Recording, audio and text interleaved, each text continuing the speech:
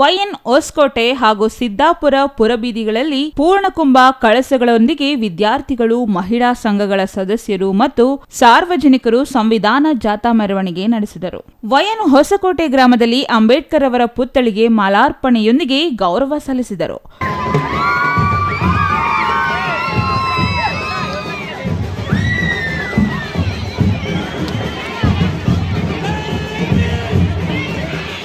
ವಿದ್ಯಾರ್ಥಿಗಳು ಮತ್ತು ಯುವ ಜನತೆ ವಾದ್ಯಗಳಿಗೆ ತಕ್ಕಂತೆ ಕುಣಿದು ಕುಪ್ಪಳಿಸಿದರು.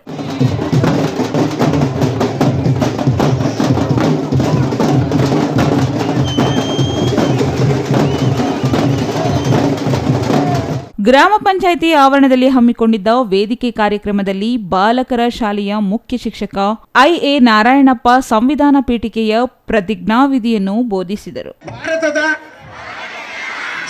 ಜನಗಳಾದ ನಾವು ಭಾರತವನ್ನು ಒಂದು ಸಾರ್ವಭೌಮ ಸಮಾಜವಾದಿ ಸರ್ವಧರ್ಮ ಸಮಭಾವದ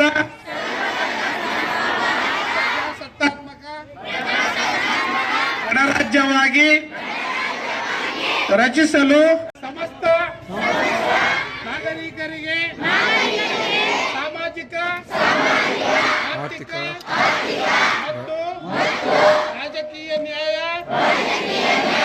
ವಿಚಾರ. ಇನ್ನು ಈ ಸಂದರ್ಭದಲ್ಲಿ ಗ್ರಾಮ ಪಂಚಾಯಿತಿ ಅಧ್ಯಕ್ಷ ಸೈಯದ್ ಶವನವಾಸ್, ಉಪಾಧ್ಯಕ್ಷೆ ಶೋಭಾ, ಸಿದ್ದಾಪುರ ಗ್ರಾಮ ಪಂಚಾಯಿತಿ ಅಧ್ಯಕ್ಷೆ ಗಂಗೋತ್ರಿ ರಮೇಶ್ ಬಾಬು, ಉಪಾಧ್ಯಕ್ಷ ಈರಣ್ಣ, ಸಮಾಜ ಕಲ್ಯಾಣ ಇಲಾಖೆ ಅಧಿಕಾರಿ ಮಲ್ಲಿಕಾರ್ಜುನ ಮತ್ತಿತರರು ಹಾಜರಿದ್ದರು. CTV news bureau, Pavagada.